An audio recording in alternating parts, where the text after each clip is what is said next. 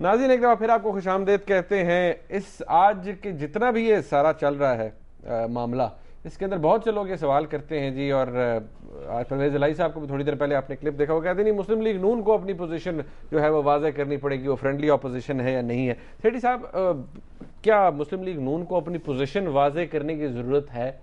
مسلم league نون نے, میاں نواز شریف صاحب نے اپنی پوزیشن ایک دفعہ نہیں 10 دفعہ واضح کر دی.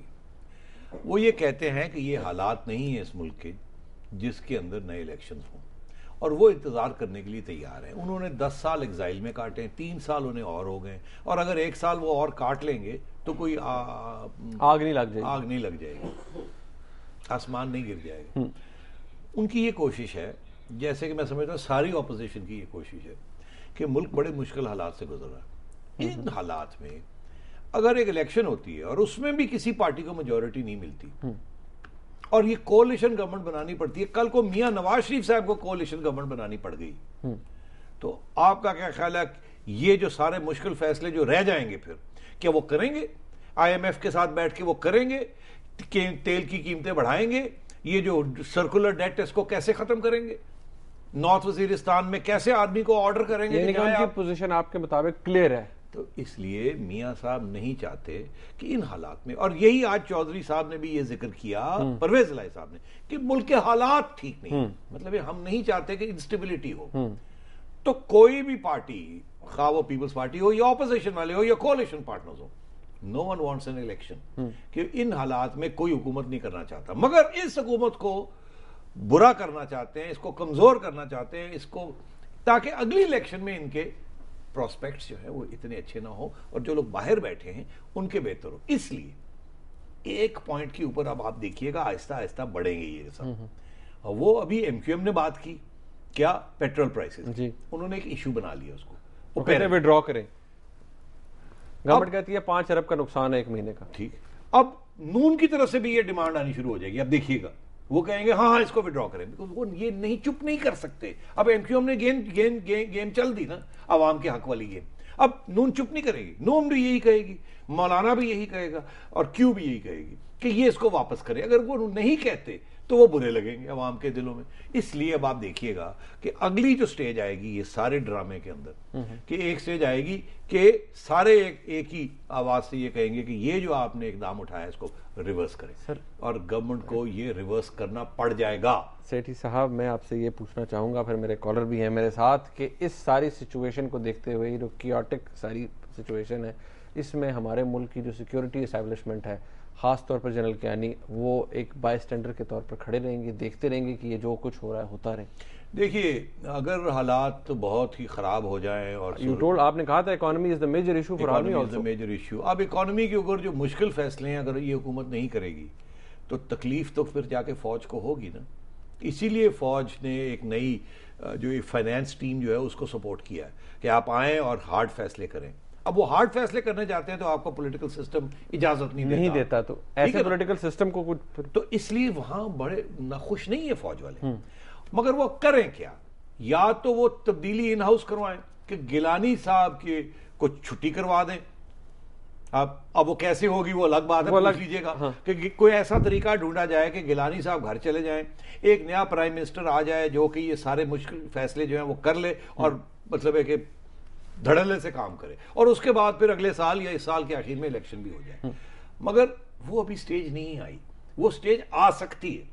اسی لیے میں نے ذکر کیا تھا کہ گیلانی صاحب کے جانے کے 2 طریقے ہیں, ایک الیکشن خود کال کریں, ایک ان ہاؤس چینج ہو جائے. ان ہاؤس چینج میں ایک نیا پیپلز پارٹی والا آ سکتا ہے جس کو حمایت, جس کی اپروول پہلے سب سے پہلے فوج کی ہو, تاکہ وہ پھر یہ سارے جو مشکل فیصلے ہیں جو کرنے پڑیں گے وہ کریں, اور گیلانی صاحب یا اپنا پرفارمنس امپروو کریں اور مشکل فیصلے جو کرنے ہیں وہ کریں. نہیں تو اگر کمزوری کا اظہار کریں گے تو ایک طرف فوج بیٹھی ہے اور امریکہ بیٹھا ہے جو چاہتا ہے آپ مشکل فیصلے کریں, کیونکہ اس کے بغیر ملک کا کام نہیں چل سکتا. اور یہ آپ وہ کہتے ہیں کہ جی 5 ارب روپے کا مہینے کا لاس ہے, تو پھر ٹھیک ہے, آپ 5 ارب یہ 5 ہو, پورے 50-60 ارب روپیہ یہاں بھی ختم کر دیجئے ایک سال میں, مت لیں عوام سے.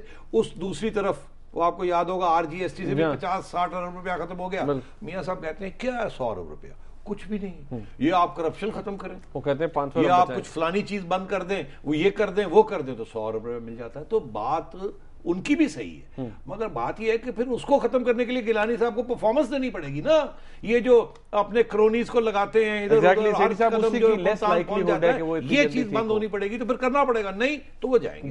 سیٹھی صاحب یہاں میرے ساتھ کالر ہیں اشفاق صاحب، کافی دیر سے ہمارے ساتھ ٹیلی فون لائن پہ. السلام علیکم جی. السلام علیکم سر. جی وعلیکم السلام. سیٹھی صاحب آپ گیلانی صاحب کی پرفارمنس کی بات کر رہے ہیں جی. وہ بندہ کیا پرفارمنس دے گا جو سارا دن اپنی سیٹ بچانے کے لیے آج لاہور میں سیٹل رہا ہے صرف لوگوں کی منتیں کرنے کے لیے. اور دوسرا یہ ہے کہ کیا نون اور کاف لیگ مسلم لیگ ووٹروں کے لیے اپنی انا کے بارے میں لیے انا کے سلسلے میں اس دور کے میر جعفر نہیں ہے؟ بڑی مہربانی. میں نے آپ سے پہلے ہی یہ کہہ دیا تھا کہ یہ اگر دوڑ بھاگ لگی رہے گی اپنی حکومت کو برقرار رکھنے میں تو حکومت گورننس کیسے ہوگی، عوام کے لیے سہولتیں کیسے پرووائڈ کی جائیں گی اگر سارا دن آپ کو پتہ نہیں ہے کہ آپ آ رہے ہیں یا جا رہے ہیں اور کون ادھر بھاگ رہا ہے اور کون ادھر بھاگ رہا ہے. وہ تو میں کہہ چکا ہوں اور صحیح کہہ رہا ہوں اور آپ بھی صحیح کہہ رہے ہیں. اور دوسری بات آپ نے یہ میر جعفر کی بات کی، دراصل وہ بات وہیں آتی ہے نا جی کہ جہاں آپ دیکھتے ہیں ایک نہیں سارے میر جعفر ہیں. میں نے ابھی عرض کیا کہ 2 سال تو چپ رہے ہیں جب قیمتیں بڑھتی رہی ہیں اور تکلیف میں لوگ رہے ہیں، اور آج ان کو 5%، 6%، 7% تیل کی قیمت بڑھی ہے جو اگلے مہینے شاید گر بھی سکتی ہے، مجھے نہیں پتا، کیونکہ اس طریقہ کا انہوں نے فارمولا بنایا ہے تو انہوں نے شور ڈال دیا جیسے کہ بڑی اصولوں کی بات شروع ہو گئی.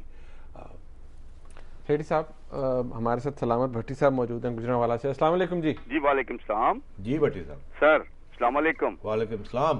سر میں آپ کو اور آپ کے سارے اپنا شامل پروگرام دوستوں کو سلام عرض کرتا ہوں، اور میں آپ کی توجہ ایک اہم معاملے کی طرف دلانا چاہوں گا آج کہ یہاں جو متناسب نمائندگی کے حوالے سے اقلیتوں کے ساتھ جو ناانصافی کی جا رہی ہے. آپ نے یہ 3 سال جو ہیں پیپلز پارٹی دور کے جو یہ کہتے ہیں کہ عوام کا سرچشمہ، ایک طاقت کا سرچشمہ عوام ہے، تو ان کے حوالے سے یہ میں آپ کے گوشے گزار کرنا چاہوں گا کہ اقلیتیں بھی یہاں 1.5 کروڑ کے لگ بھگ لوگ آباد ہیں جن کو متناسب نمائندگی کے نام پہ ان سے فراڈ کیا گیا، اور 342 سیٹ جب کی گئی تو اس وقت مائنورٹی کی 10 ہی رہنے دی، اور ان 10 سیٹوں پہ بھی یہ جو تمام پولیٹیکل جماعتیں ہیں جو آج یعنی کولیشن حکومت بنا کے اپنے ہی چنگل میں پھنس گئے ہیں، وہ انہوں نے سب نے یعنی اپنا ان کو مائنورٹی کے لوگوں کو یعنی اپنا وہ کر کے اپنا سلیکشن میں لا کے تو مائنورٹی کو الیکشن سے باہر نکالا، اور مائنورٹی کا جو الیکشن ہے کانسٹیٹیوشن کے مطابق اس حق سے ان کو محروم کیا. بڑی مہربانی. Thank you.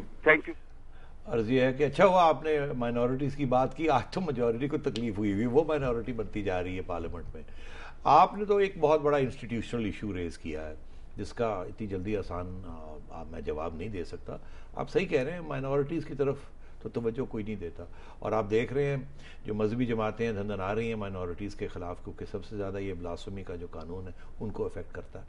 تو بڑی بدقسمتی ہے. اس قسم کی ریاست قائد اعظم محمد علی جناح نہیں بنانا چاہتے تھے، اور میں اس کے اوپر کسی وقت فل فلیش ایک پروگرام کروں گا کہ یہ ہمارے ساتھ کیا زیادتی ہوئی اور کیوں ہوئی. پر آج تک یہ زیادتی ہے. جو قوم اپنی مائنورٹیز کو پروٹیکٹ نہیں کر سکتی، حفاظت نہیں دے سکتی، ان کی دیکھ بھال نہیں کر سکتی، اس کو شرم آنی چاہیے.